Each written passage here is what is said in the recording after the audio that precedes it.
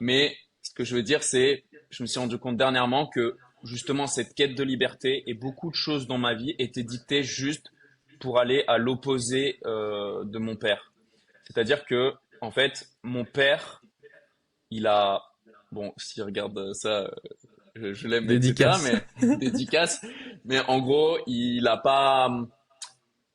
En gros, dès que quand je voyais la vie de mon père et qu'il la subissait entre guillemets, en gros, j'ai toujours voulu aller à l'opposé. C'est-à-dire, mon père, il a pas d'amis. Du coup, j'ai voulu en avoir énormément. Mon père, il a toujours contenté de ce qu'il avait, un job qui lui plaisait pas, mais il le faisait alors qu'il avait tellement moyen de faire autre chose. Mais voilà, tu vois, il a connu un coup dur et du coup, après, il est devenu pizzaiolo.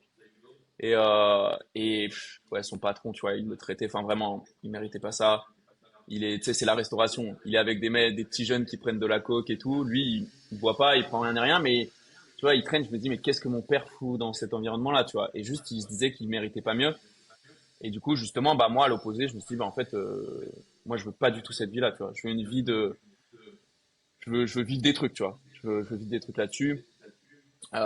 Il était pas mal contenté aussi avec bah, la vie avec ma mère.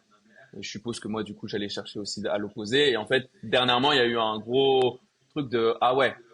Et ouais, ça a bien bousculé à l'intérieur. Ça a été hyper intéressant.